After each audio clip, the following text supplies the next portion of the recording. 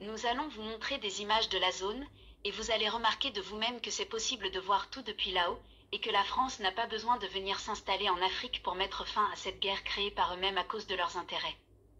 Nous allons vous présenter certaines images de ces localités. Les zones nommées Bouguessa, Aglok passant par Abebara jusqu'à Kidal sont les plus dangereuses, et le nommé Yagagali est dans cette zone. Yagagali a des bases sur toutes les zones que nous venons d'entourer. Nous allons maintenant vous montrer les vidéos de Yagagali. Mesurez vous-même la taille des arbres, vous verrez que si la France veut vraiment arrêter ces hommes, il y faudra juste 15 minutes pour éliminer ces rebelles, mais juste à cause de leurs intérêts et la convention qui est entre eux et Yagagali, la guerre ne finira jamais et Yagagali vivra longtemps. Voici la vidéo, on voit ici le fameux Yagagali à ciel ouvert qui se dirige vers ses soldats. Regardez vous-même la taille des arbres et posez-vous la question. Si la France veut vraiment arrêter ce monsieur, les satellites ne peuvent-elles pas le retrouver? Est-ce que quand les États-Unis voulaient arrêter Ben Laden après le 11 septembre, avez-vous vu Ben Laden marcher ainsi librement? Il existe des logiciels de reconnaissance faciale qui peuvent identifier Yagagali depuis les satellites, mais pourquoi la France n'arrête pas Yagagali? Ici on voit bien les visages des djihadistes, vous voyez cet homme que nous venons d'entourer, c'est lui-même qui circule entre les pays pour prendre les financements avec la France, c'est lui qui est chargé du contrôle des biens. Voici Yagagali en face de ce grand djihadiste qui nous fait dos. Le pivot des tueries, nous avons décidé de bien survoler ces zones pour trouver leur cachette et nous l'avons trouvée, la voici, la partie entourée en vert est la zone où Yagagali et ses compagnons se trouvent en ce moment. Si la France veut vraiment combattre les djihadistes, dites à la France que voici le lieu où ils sont cachés. Alors qu'ils libèrent le Mali. Tout est connu mais la France ne le fera jamais et si les Maliens essaient de le faire, les Français tueront les soldats maliens avant qu'ils arrivent là-bas. Pour finir, on a décidé de vous faire visiter. Bon, je m'arrête là pour le moment. Écoutons cette Faisons somme. en sorte, Madame la Ministre, qu'il ne soit pas mort pour rien. C'est un peu le sentiment que j'ai en regardant ce qui s'est passé en Afghanistan. Quel gâchis! Et donc, la bande du Sahel, le parallèle n'est pas totalement judicieux peut-être, mais la bande du Sahel est vraiment un endroit stratégique pour le monde, pour l'Europe, pour la France et pour notre liberté. Et vraiment, ne partons pas du Sahel, nous avons vocation à y rester. C'est de notre avenir, c'est notre avenir qui est en question. Merci. Bon.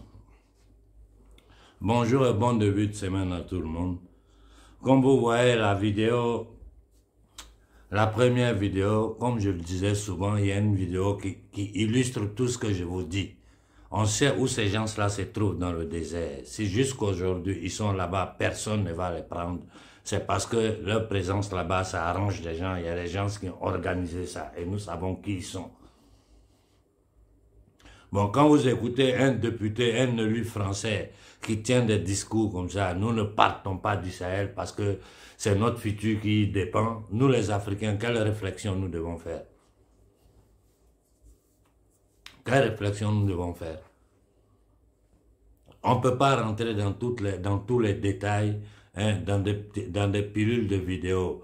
Mais je vois que si les télévisions panafricaines, le débat est ouvert, les gens expliquent tout. Il suffit d'écouter et réfléchir.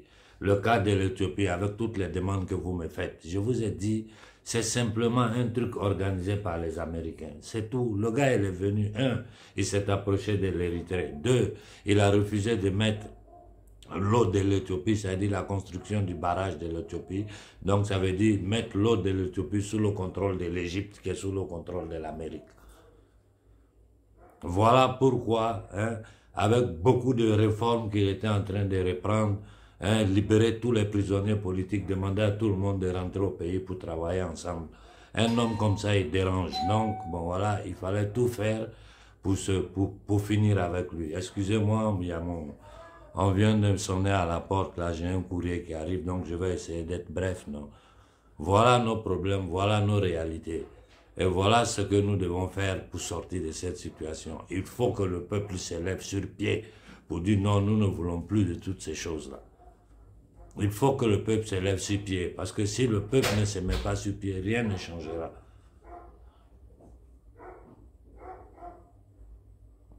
Aujourd'hui, où je suis en train de vous parler, c'est toute l'Afrique qui est balkanisée. Quand tu regardes l'Afrique centrale, tu regardes l'Afrique de l'Ouest, tu regardes la Corne de l'Afrique. Hein, tu regardes même l'Afrique du Nord, il y a des tensions dans l'air. Tout ça, c'est la stratégie du chaos et la stratégie de la tension.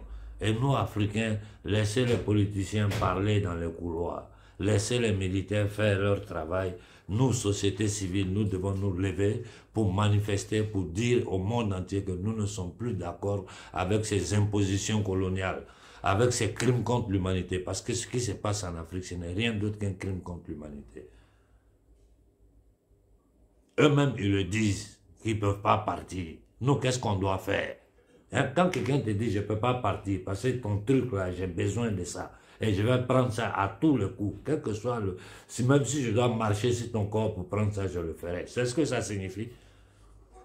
Et nous, qu'est-ce que nous devons faire? Nous devons nous préparer pour aller au combat. C'est la seule voie qui nous reste. Et le seul combat que nous pouvons mener, c'est un combat pacifique, mais un combat de masse. J'ai toujours dit que notre numéro, notre nombre est notre force. Donc nous devons miser sur notre nombre dans ce combat-là. Si à Niamey, à Ouaga, à Bamako, à Abidjan, les Africains s'élèvent par millions, comme le frère Béhanzé en dit, il faut conjuguer la lutte. Il faut que toutes les sociétés africaines se parlent entre elles. Il faut que chaque Africain soit conscient de la guerre dans laquelle nous nous trouvons, cette guerre hybride-là, où de façon sournoise, ils occupent militairement nos terres. Comme vous avez pu voir dans la vidéo, on sait où ces gens-là se trouvent. C'est impossible qu'ils soient là-bas avec les satellites, ils ne les voient pas. Ça suffit avec ce mensonge-là. Donc il faut se lever pour demander le départ de toutes les bases militaires étrangères. 1. L'abolition de tous les accords qu'il y a entre la France et les pays du franc CFA. 2. L'abolition du franc CFA. Et une monnaie, nous voulons une monnaie afro-africaine dans laquelle les Occidentaux n'ont rien à dire. Ça suffit avec ce paternalisme-là. Ça suffit avec cette façon d'infantiliser le peuple africain. Et aujourd'hui, la France est en train d'appeler à son secours tous les pays européens pour aller brigander l'Afrique. Et nous, qu'est-ce que nous devons faire?